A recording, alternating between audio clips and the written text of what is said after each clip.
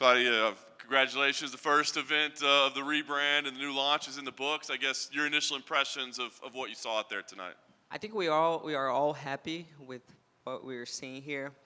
The goal, Jiu-Jitsu has been around for so long, but somebody needed to come in and kind of organize the way we watch Jiu-Jitsu.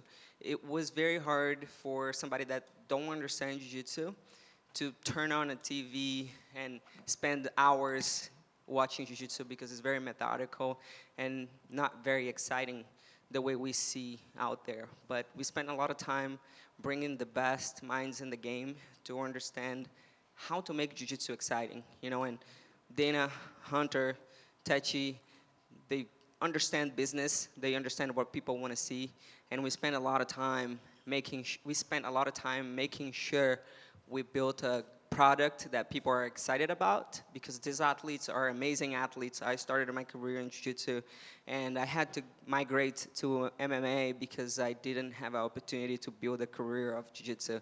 And now little kids, even adults that changed their lives through Jiu-Jitsu, they'll see a product here that is exciting, but I think in the end of the day, everybody wins. When the UFC got into Jiu-Jitsu, and this is the first UFC BJJ, we'll see a lot more people training Jiu-Jitsu. We'll see a lot more people changing their lives through Jiu-Jitsu, and this is our goal here. We want to bring this sport to the masses, and we have, so many MMA fans that want to train MMA, but it's kind of dangerous to train MMA.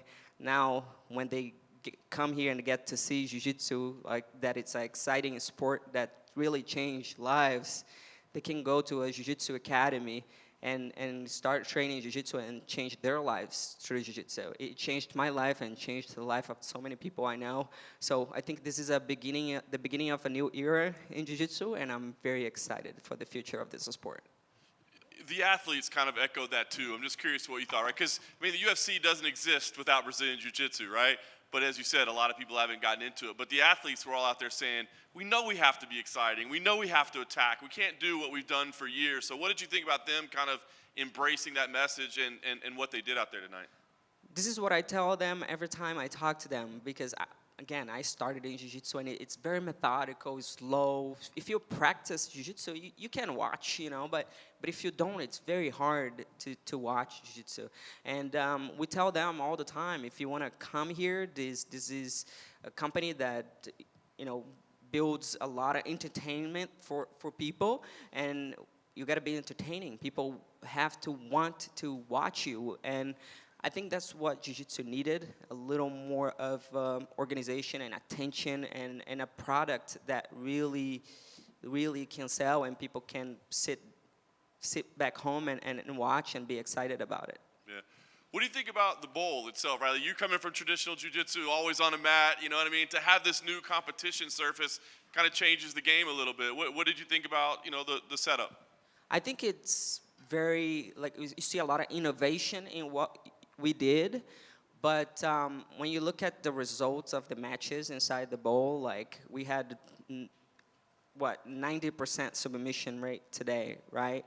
We don't see that anywhere else. It makes Jiu-Jitsu exciting, and if you take a look at MMA, the most boring part of MMA is the wall fighting. The most boring part of Jiu-Jitsu is the wait time. So we spent a lot of time understanding how to remove that from Jiu-Jitsu. So there's no walls here. If you go to the corners, you're going to fall, and that's where Jiu-Jitsu begins. So we really did spend a lot of time trying to understand how to build a stage to make Jiu-Jitsu exciting, and there's no hard corners. You're not going to see the hard, boring wall fighting in here. And when you get to the bowl, and even on the leg locks, when you try to run, there's nowhere to go. So we're going to see a lot more finishes here. I love it. Last thing for me, as you said, this was kind of the start, organization, growth, but where do you see this? How many events could you do a year? How many athletes would you, how big are we talking about making this thing? We're going to make it big, and when I have conversations with Dana and Hunter, I see that these guys, they don't play to lose. I remember I asked Dana one question. He asked me to do something. I was like, what is the next plan if I can't do that? And he said, I'm not a plan B type of a guy.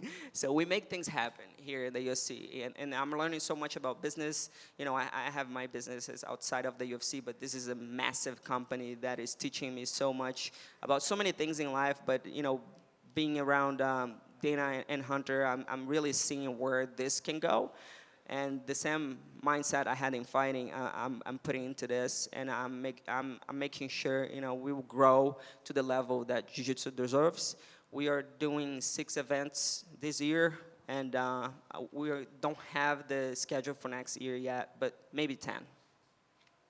Claudia, right here. When Dana first launched Power Slap, every scrum he would talk about like slight changes he would want to make moving forward, either production or scoring or whatever. Is there anything that from this first episode, this first event, that you would want to change or tweak slightly for the next one? For sure, we are all learning, you know, and this is UFC BJJ 1. We see a lot of things that we can change, you know, and we ask Dana all the time, what else can we do to make this more exciting? And you know, you can see the environment in there is super fun. Everybody was having so much fun watching this. So we actually made Jiu-Jitsu fun today, and a lot of people will be able to watch Jiu-Jitsu from now on. And I think we need to make a few tweaks on the bowl. We got to make it more efficient when it comes to opening the door, and a couple other things that we are looking at that we can make it more efficient. How long before you think you could take this on the road? Like if you go international, or you like Dana's going to Power Slap in New Orleans, like could you do this before UFC pay-per-views moving forward? That's the goal. We want to go on the road with the UFC on Thursdays. We have UFC BJJ, Fridays, Power Slap, and Saturdays, the UFC. This company keeps growing, and we keep building amazing products, and that's the goal for next year. Is UFC BJJ strictly going to be like grapplers, or can we see maybe UFC athletes come over and do a one-off match? Yeah, I think when you are in this environment, you kind of can tell the difference between MMA grapplers and Jiu-Jitsu competitors. It's just a different pace. It's not that MMA grapplers are not good at Jiu-Jitsu. It's just a different pace because they have to train so many other types of martial arts, and it takes away from being a specialist in Jiu-Jitsu, you know. So we saw Talita Alencar today. She did good. It was an amazing fight match against Cassia Moura. It's just a different pace, right? And if we do bring MMA fighters here, maybe we do MMA fighter versus MMA fighter.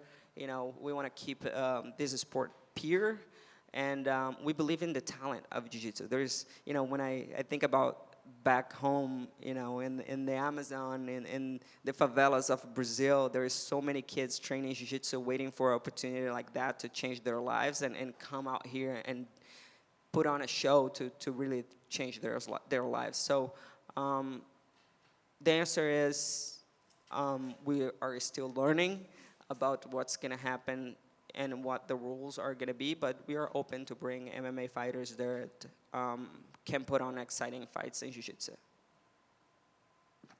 Claudia, just one more to your right at the back here. I missed the start, so apologies if you've had this one already.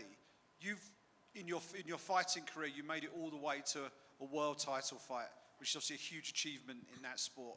How does this compare in terms of an achievement for you personally, having moved across as an executive as such, and have launched this league now and put on the first successful event? This is better. I think, you know, when you are in the middle of an athletic career, it's so hard to see beyond your athletic career because you're so focused on winning and working on being the best. But it's such an individual sport. When you win, you get money, you can help other people like I did. I got to help my family and give my family a great life. But I feel like this is winning with the combat sports community. I didn't win today, Jiu-Jitsu won today. And so many people that can change their lives through Jiu-Jitsu, which we see over and over again, this happening, will be able to go back home and practice a martial art that can change their lives, you know. So I want to be in the business that change lives, and this is definitely a business that change lives. Thank you. Yeah, just one quick question. So do you have a timeline for the expansion? I'm talking about new weight classes. Has this been discussed? And then we just saw the ladies get down tonight.